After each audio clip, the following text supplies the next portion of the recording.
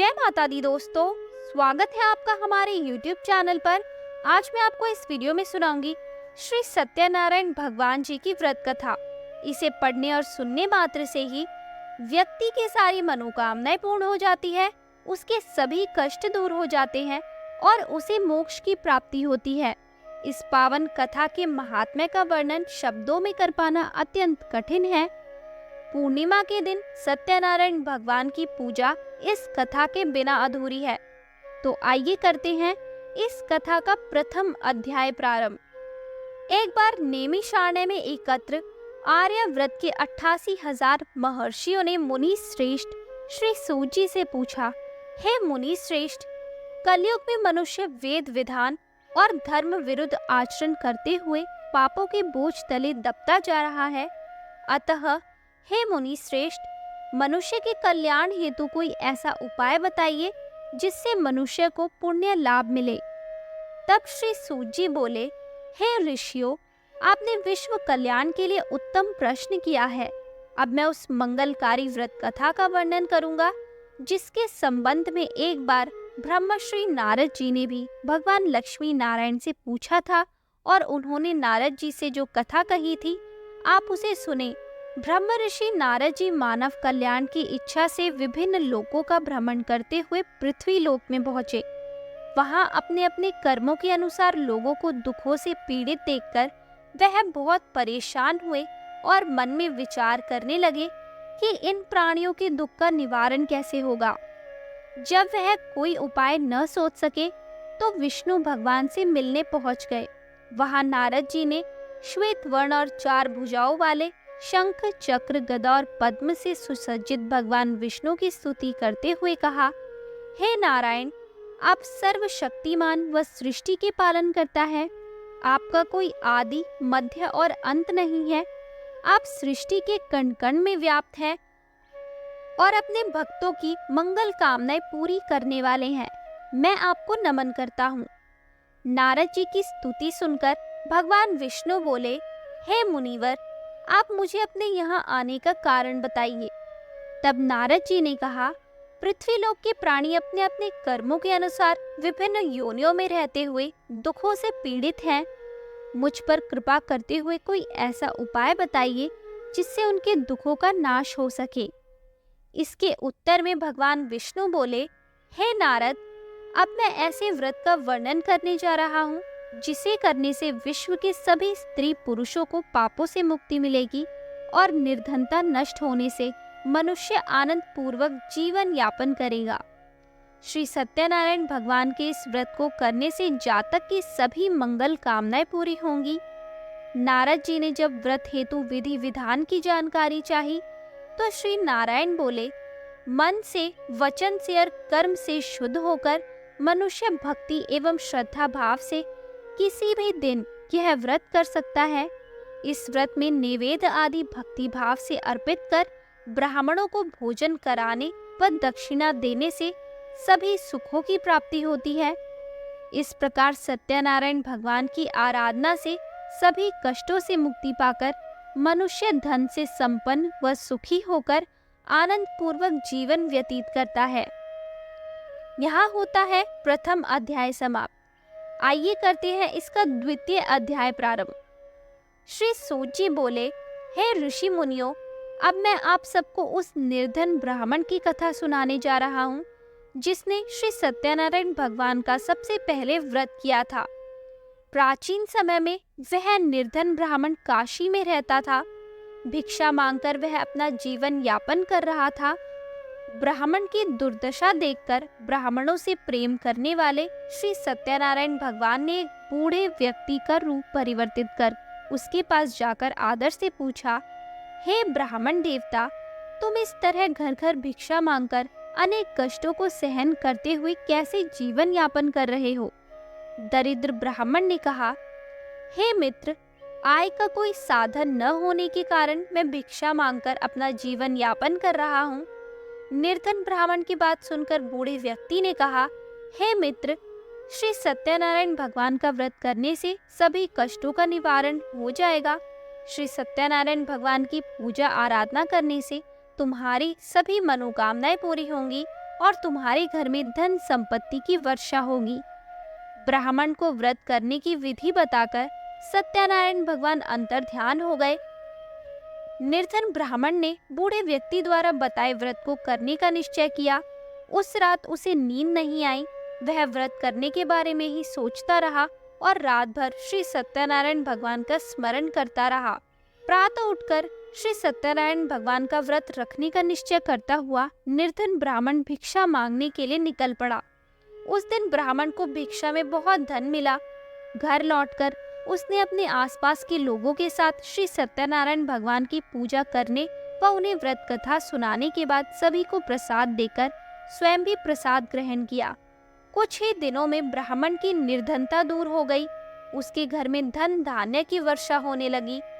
हे श्रेष्ठ मुनियों, अब मैं आपको उन लोगों की भी कथा सुनाता हूँ जिन्होंने उस ब्राह्मण से श्री सत्यनारायण भगवान की व्रत कथा सुनकर यह व्रत किया और उनके कष्ट दूर हुए।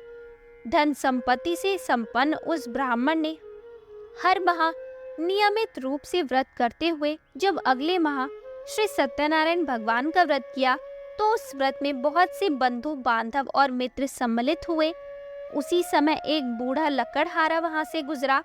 उसे बड़ी प्यास लग रही थी, अतः जल पीने की इच्छा से बूढ़े लकड़हारे ने लकड़ियों के गट्ठर को जमीन पर रखा और घर के आंगन में पहुंचकर उस ब्राह्मण से पूछा, हे ब्राह्मण देवता, आप किसका पूजन कर रहे हैं? इस व्रत के करने से क्या लाभ होता है? कृपा करके मुझे सब बताइए। बूढ़े लकड़हारे की बात सुनकर उस ब्राह्मण ने कहा, मैं अपने बंधु बांधवों और परिचितों के साथ श्री सत्यनारायण भगवान की पूजा कर रहा हूँ। इस व्रत को करने से श्री सत्यनारायण भगवान की अनुकंपा से निर्धनता नष्ट होती है और संसार के दुखों से मुक्ति मिलती है। ब्राह्मण से इस व्रत का वर्णन सुनकर बूढ़ा लकड़हारा बहुत प्रसन्न हुआ और मन ही मन सत्यनारायण भगवान का व्रत करने का निश्चय किया। चलते हुए लकड़हारे ने मन में सोचा, आज लकड़ियां बेचने से जो धन मिलेगा उस धन से मैं श्री सत्यनारायण भगवान की पूजा करूंगा। ऐसा विचार करने से उस दिन लकड़हारे को लकड़ियों के अधिक रुपए मिले। लकड़हारे ने उन रुपयों से केले, घी, दूध, दही, गेहूं का आटा और शक्कर खरीदा। घर लौटकर लकड़हारे ने देवों की प्रिय नगरी काशी में श्री सत्यनारायण भगवान की पूजा की। उस पूजा में उसके परिवार के व आसपास के लोग भी सम्मिलित हुए। श्री सत्यनारायण भगवान की पूजा और व्रत कथा सुनने के बाद लकड़हारे ने प्रसाद बांटकर स्वयं भी प्रसाद ग्रहण किया। सत्यनारायण भगवान की अनुकंपा से लकड़हारे के घर में धन धान्य की वर्षा होने लगी। उसकी निर्धनता दूर हो गई। श्री सत्यनारायण भगवान की पूजा करते हुए लकड़हारा आनंद पूर्वक जीवन यापन करता हुआ अंत में मोक्ष को प्राप्त कर वैकुंठ धाम को चला गया। तो यहाँ होता है द्वितीय अध्याय समाप्त। आइए अब करते हैं तृतीय अध्याय को प्रारंभ। इस अध्याय में श्री सूत जी बोले, हे ऋषि मुनियों, अब मैं आपको आगे की कथा सुनाता हूँ। प्राचीन समय में कनकपुर में उल्कामुख नामक एक बुद्धिमान तथा सत्यवादी राजा राज्य करता था। वह प्रतिदिन मंदिर में जाकर श्री सत्यनारायण भगवान की पूजा करता था और निर्धनों को अन्न, वस्त्र और धन दान करता था। उसकी पत्नी सुभद्रा बहुत सुशील थी। वे दोनों हर महीने श्री सत्यनारायण भगवान का व्रत करते थे। श्री सत्यनारायण की अनुकंपा से उनके महल में धन संपत्ति के भंडार भरे थे। उनकी सारी प्रजा बहुत आनंद से जीवन यापन कर रही थी। एक बार राजा और रानी बहुत से लोगों के साथ जब भद्रशिला नदी के किनारे श्री सत्यनारायण भगवान की पूजा कर रहे थे तो नदी के किनारे एक बड़ी नाव आकर ठहरी। उसी नाव में एक धनी व्यापारी यात्रा कर रहा था। वह बहुत सा धन कमाकर अपने नगर को लौट रहा था। उसका सारा धन उस नाव में रखा हुआ था। नाव से उतरकर व्यापारी राजा के समीप पहुंचा। राजा को पूजा करते देख उसने कहा, हे राजन, आप इन सब लोगों के साथ मिलकर किसकी पूजा कर रहे हैं? इस पूजा के करने से मनुष्य को क्या लाभ होता है? राजा ने व्यापारी से कहा, हम हर पूर्णिमा को सत्यनारायण भगवान का व्रत करते हैं और फिर पूजा अर्चना के बाद भगवान का प्रसाद लोगों में बांटकर स्वयं भी प्रसाद ग्रहण करते हैं। सत्यनारायण भगवान की पूजा से दुखियों के सारे दुख दूर होते हैं। राजा की बात सुनकर व्यापारी ने कहा, हे राजन, मैं भी सत्यनारायण भगवान का व्रत करना चाहता हूँ। कृपया मुझे इस व्रत को करने की विधि बतलाएं। राजा ने व्यापारी को सत्यनारायण व्रत की पूरी विधि बताई। राजा ने व्रत कथा सुनने के बाद व्यापारी को भी प्रसाद दिया। श्री सत्यनारायण भगवान का स्मरण करते हुए व्यापारी ने प्रसाद ग्रहण किया और लौटकर अपनी पत्नी लीलावती से कहा, हमारी कोई संतान नहीं है। यदि सत्यनारायण भगवान की अनुकंपा से हमारी कोई संतान हुई तो मैं श्री सत्यनारायण भगवान का व्रत अवश्य करूंगा। व्यापारी के ऐसा निश्चय करने के कुछ समय बाद लीलावती गर्भवती हुई और उसने एक सुंदर कन्या को जन्म दिया। व्यापारी ने पुत्री जन्म पर बहुत खुशियां मनाई, लेकिन सत्यनारायण भगवान का व्रत नहीं किया। जब उसकी पत्नी लीलावती ने अपने पति से व्रत करने के लिए कहा तो वह बोला, अभी क्या जल्दी है, इसका विवाह होगा तो मैं अवश्य श्री सत्यनारायण भगवान का व्रत करूंगा। अपने पति के वचन सुनकर लीलावती चुप रह गई। व्यापारी की कन्या कलावती शुक्ल पक्ष के चंद्रमा की तरह बढ़ने लगी। एक दिन व्यापार में बहुत सा धन कमाकर घर लौटे व्यापारी ने अपनी बेटी को सहेलियों के साथ उपवन में घूमते देखा तो उसे उसके विवाह की चिंता होने लगी। व्यापारी ने कलावती के लिए सुयोग वर ढूंढने के लिए अपने सेवकों को दूर दूर के नगरों में भेजा। व्यापारी के सेवक कंचनपुर नगर में पहुंचे। उस नगर में उन्होंने एक वणिक पुत्र को देखा। वणिक पुत्र अत्यंत सुंदर और गुणवान था। सेवकों ने वापस लौटकर व्यापारी को उस वणिक पुत्र के बारे में बताया। व्यापारी उस सुंदर लड़के को देखकर बहुत प्रसन्न हुआ और कलावती का विवाह बहुत धूमधाम से उसके साथ कर दिया। दहेज में उसने वणिक पुत्र को बहुत सा धन दिया। कलावती का विवाह भी हो गया, लेकिन व्यापारी ने श्री सत्यनारायण भगवान का व्रत नहीं किया। लीलावती ने अपने पति से कहा, नाथ, आपने कलावती के विवाह पर श्री सत्यनारायण भगवान का व्रत करने का निश्चय किया था, अब तो आपको व्रत कर लेना चाहिए। पत्नी की बात सुनकर व्यापारी ने कहा, अभी तो मैं अपनी दामाद के साथ व्यापार के लिए जा रहा हूँ। व्यापार से लौटने पर श्री सत्यनारायण भगवान का व्रत पूजा अवश्य करूँगा। यह कहकर व्यापारी ने कई नावों में सामान भरा और अपने दामाद तथा सेवकों के साथ व्यापार के लिए निकल पड़ा। उस व्यापारी द्वारा बार बार व्रत का निश्चय करने और फिर व्रत न करने से सत्यनारायण भगवान क्रोधित हो गए और व्यापारी को दंड देने का निश्चय किया। व्यापारी अपने दामाद के साथ रत्न सारपुर में पहुंचकर व्यापार करने लगा। एक दिन कुछ चोर महल में चोरी करके भाग रहे थे। सैनिक उनका पीछा कर रहे थे। भागते हुए चोरों ने सैनिकों से बचने के लिए चोरी का धन अवसर पाकर व्यापारी की नावों में छुपा दिया। चोरों का पीछा करते हुए सैनिक व्यापारी के पास पहुंचे। उन्होंने व्यापारी की नावों की तलाशी ली तो उन्हें राजा का चोरी किया धन मिल गया। तब सैनिक व्यापारी और उसके दामाद को बंदी बनाकर राजा के पास ले गए। राजा ने उन दोनों को बंदी गृह में डाल दिया और उनका सारा धन ले लिया। श्री सत्यनारायण भगवान के प्रकोप से उधर लीलावती पर भी मुसीबतों का पहाड़ टूट पड़ा। उसके घर में चोरी हो गई और चोर सारा धन चुरा कर ले गए। घर में खाने के लिए अन्न भी नहीं बचा। भूख प्यास से व्याकुल होकर व्यापारी की बेटी कलावती एक ब्राह्मण के घर गई। उस ब्राह्मण के घर में श्री सत्यनारायण भगवान की व्रत कथा हो रही थी। उसने भी वहां बैठकर व्रत कथा सुनी और प्रसाद लिया। घर लौटकर कलावती ने अपनी मां लीलावती को सारी बात बताई। कलावती से श्री सत्यनारायण भगवान की व्रत कथा की बात सुनकर लीलावती ने भी व्रत करने का निश्चय किया। अगले दिन लीलावती ने अपने परिवार और आसपास के लोगों के साथ श्री सत्यनारायण भगवान की पूजा की। पूजा के बाद सबको प्रसाद बांटकर स्वयं भी प्रसाद ग्रहण किया। लीलावती ने अपने पति और दामाद के घर लौट आने की मनोकामना से श्री सत्यनारायण भगवान का व्रत किया था। लीलावती के विधि पूर्वक व्रत करने और प्रसाद ग्रहण करने से श्री सत्यनारायण भगवान ने प्रसन्न होकर उसकी मनोकामना पूरी की। उन्होंने राजा चंद्रकेतु को स्वप्न में दर्शन देकर कहा, हे राजन, व्यापारी और उसका दामाद बिल्कुल निर्दोष है। सुबह उठते ही दोनों को मुक्त कर दो, उन दोनों का सारा धन भी वापस लौटा दो। यदि तुमने ऐसा नहीं किया तो मैं तुम्हारा सारा वैभव नष्ट कर दूंगा। इतना कहकर श्री सत्यनारायण भगवान अंतर्ध्यान हो गए। प्रातः होते ही राजा चंद्रकेतु ने अपने मंत्रियों और राज्य ज्योतिष को रात के स्वप्न की बात बताई तो सबने व्यापारी और उसके दामाद को छोड़ देने के लिए कहा।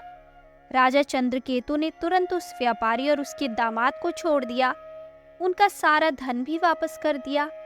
इस प्रकार श्री सत्यनारायण भगवान की अनुकंपा से व्यापारी और उसके दामाद दोनों खुशी खुशी अपने नगर की ओर चल दिए। यहाँ होता है तृतीय अध्याय समाप्त। चतुर्थ अध्याय में श्री सूत जी बोले, उस व्यापारी ने अपने दामाद के साथ शुभ मुहूर्त में नावों द्वारा रत्नसारपुर से प्रस्थान किया। लंबी यात्रा करने के बाद व्यापारी ने एक नगर के किनारे नावों को रोककर भोजन किया और फिर दोनों विश्राम करने लगे। तभी श्री सत्यनारायण भगवान साधु के रूप में व्यापारी के पास पहुंचे और पूछा, हे वणिक, तेरी नावों में क्या लदा हुआ है? व्यापारी ने सोचा दंडी साधु अवश्य ही कुछ मांगने की इच्छा से सामान के बारे में पूछ रहा है। यह सोचकर व्यापारी ने झूठ बोला, हे दंडी, मेरी नावों में तो बेल और पत्र भरे हुए हैं। व्यापारी के झूठे वचन सुनकर सत्यनारायण भगवान ने क्रोधित होते हुए कहा, हे वेश्य, जो तुमने कहा है वही सत्य होगा। इतना कहकर सत्यनारायण भगवान कुछ दूर जाकर अंतर्ध्यान हो गए। उधर व्यापारी दंडी साधु को वहां से खाली हाथ लौटाकर बहुत प्रसन्न हुआ। लेकिन जब व्यापारी ने अपनी नावों में बेल और पत्र भरे हुए देखे तो वह विलाप करने लगा और अपने झूठ बोलने पर प्रायश्चित करने लगा। रोते रोते व्यापारी मूर्छित हो गया। कुछ देर बाद जब उसकी मूर्छा नष्ट हुई तो उसके दामाद ने कहा, आप दुखी मत होइए, यह सब उस दंडी साधु के श्राप के कारण हुआ है। अब वही साधु हमें इस विपत्ति से छुटकारा दिला सकते हैं। दामाद के वचन सुनकर व्यापारी दंडी साधु की तलाश में चल दिया। कुछ देर ढूंढने पर उसे एक वृक्ष के नीचे दंडी साधु के रूप में सत्यनारायण भगवान मिल गए। व्यापारी ने दंडी साधु के चरणों में गिरकर क्षमा मांगी। दंडी स्वरूप सत्यनारायण भगवान बोले, हे वणिक पुत्र, तेरे झूठ बोलने के कारण ही मैंने तुझे दंड दिया है। तूने बार बार मेरी पूजा करने के लिए कहा, लेकिन कभी पूजा की नहीं। व्यापारी ने तब हाथ जोड़कर कहा, हे भगवान, आप तो दीन दुखियों के कष्ट दूर करने वाले हैं, मेरी इस गलती को भी क्षमा करें। आपके रूप को तो ब्रह्मा भी नहीं जान पाते, फिर भला मैं अज्ञानी कैसे आपकी लीला को समझ पाता। अब मैं जीवन में कभी झूठ नहीं बोलूंगा, सदैव श्री सत्यनारायण भगवान का व्रत और पूजा किया करूंगा। आप मुझ पर अनुकंपा करें। व्यापारी की क्षमा याचना सुनकर दंडी साधु ने उसे क्षमा कर दिया। उसी समय व्यापारी की नावों में भरे हुए बेल और पत्ते धन धान्य में परिवर्तित हो गए। व्यापारी ने अपने सेवकों के साथ अगले दिन श्री सत्यनारायण भगवान का व्रत करके उनकी पूजा की। सबको प्रसाद वितरित करने के बाद स्वयं भी प्रसाद ग्रहण करके व्यापारी अपने नगर की ओर चल पड़ा। अपने नगर में पहुंचकर व्यापारी ने एक सेवक को अपने घर भेजा। सेवक ने लीलावती को सूचित किया। उस समय लीलावती और कलावती दोनों श्री सत्यनारायण भगवान की पूजा कर रही थी। पति और दामाद के लौट आने का समाचार सुनकर लीलावती ने पूजा पूरी करके प्रसाद ग्रहण करने के बाद कलावती से कहा, बेटी, मैं नदी किनारे जा रही हूँ, तू भी प्रसाद ग्रहण कर शीघ्र ही आ जा। कहकर लीलावती नदी की ओर चल पड़ी, परंतु कलावती पति से मिलने की खुशी में प्रसाद ग्रहण किए बिना ही घर से निकलकर नदी किनारे जा पहुंची। उसके प्रसाद ग्रहण न करने के कारण सत्यनारायण भगवान क्रोधित हो गए। उन्होंने व्यापारी की नावों को नदी में डुबो दिया। अपने पति को वहां न देख कलावती ने रोना शुरू कर दिया। तब व्यापारी ने कहा, पुत्री, अवश्य ही तुझसे कोई भूल हुई है, इसलिए श्री सत्यनारायण भगवान ने तुझे दंड दिया है। तब व्यापारी ने सत्यनारायण भगवान से प्रार्थना की, हे भगवान, मेरे परिवार के किसी स्त्री पुरुष से यदि कोई भूल हुई हो तो उसे अवश्य क्षमा कर देना। तभी आकाशवाणी हुई, हे वणिक पुत्र, तेरी कन्या मेरा प्रसाद ग्रहण किए बिना ही चली आई है। यदि अब घर पहुंचकर तेरी कन्या प्रसाद ग्रहण करके वापस आए तो उसे अपने पति के दर्शन होंगे। कलावती ने वैसा ही किया। उसके प्रसाद ग्रहण करके वापस लौटने पर नावें जल के ऊपर आ गई। दामाद भी सुरक्षित नदी से निकल आया। घर लौटकर व्यापारी ने अपने परिवार के साथ मिलकर विधि अनुसार श्री सत्यनारायण भगवान की पूजा की। उसकी सभी इच्छाएं पूरी हुई। यहाँ होता है चतुर्थ अध्याय समाप्त। अब करते हैं पंचम अध्याय को प्रारंभ। श्री सूत जी बोले, हे ऋषि मुनियों, मैं और भी कथा सुनाता हूँ। कौशलपुर में एक राजा था तुंगध्वज। प्रजा उसकी छत्र छाया में आनंद पूर्वक रह रही थी। राजा तुंगध्वज अपनी प्रजा के सुख दुख का बहुत ध्यान रखता था, लेकिन एक बार उसने सत्यनारायण भगवान का प्रसाद ग्रहण नहीं किया। तब श्री सत्यनारायण भगवान ने राजा को प्रसाद ग्रहण न करने का दंड दिया। एक दिन राजा तुंगध्वज जंगल में हिंसक पशुओं का शिकार करने निकला था। शिकार का पीछा करते हुए वह अपने सैनिकों से अलग हो गया और उसने देर तक हिंसक जानवरों का शिकार किया। अतः कुछ देर विश्राम करने के लिए वह एक वृक्ष के नीचे बैठ गया। समीप ही कुछ चरवाहे श्री सत्यनारायण भगवान की पूजा कर रहे थे। राजा ने उनके पास से गुजरते हुए सत्यनारायण भगवान को नमस्कार नहीं किया। चरवाहों ने राजा को पूजा के बाद प्रसाद दिया तो राजा ने प्रसाद भी ग्रहण नहीं किया और घोड़े पर सवार हो अपने नगर की ओर चल दिया। राजा जब नगर में पहुंचा तो देखा कि उसका सारा धन वैभव नष्ट हो चुका है। श्री सत्यनारायण के प्रकोप से राजा निर्धन हो गया। तब राज ज्योतिष ने राजा से कहा, महाराज, आपसे अवश्य ही कोई भूल हुई है। अगर आप उस भूल का प्रायश्चित कर ले तो सब कुछ पहले जैसा हो जाएगा। राजा को तुरंत अपनी भूल का स्मरण हो आया।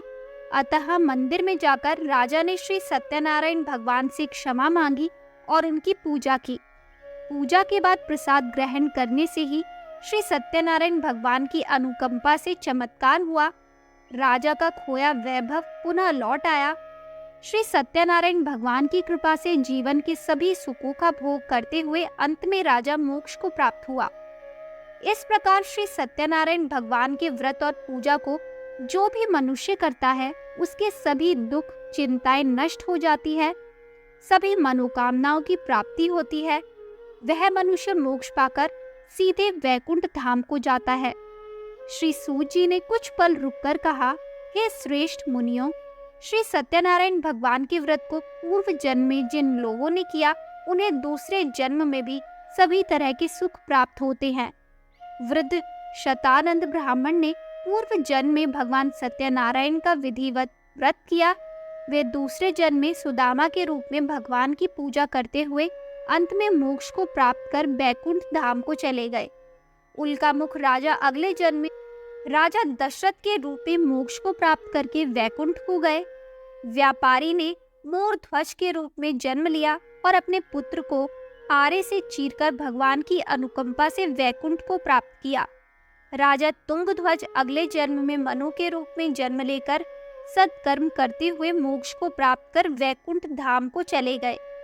हे ऋषि मुनियों, श्री सत्यनारायण भगवान का व्रत और पूजा मनुष्य को सभी चिंताओं से मुक्त करके अंत में मोक्ष प्रदान करता है। यहाँ होता है पंचम अध्याय समाप्त। तो दोस्तों, ये थे श्री सत्यनारायण भगवान की व्रत कथा के सभी अध्याय। आपको ये वीडियो कैसी लगी हमें कमेंट करके जरूर बताएं। हमारी आने वाली सभी वीडियोस को देखने के लिए हमारे चैनल को सब्सक्राइब करें और शेयर करना ना भूलें।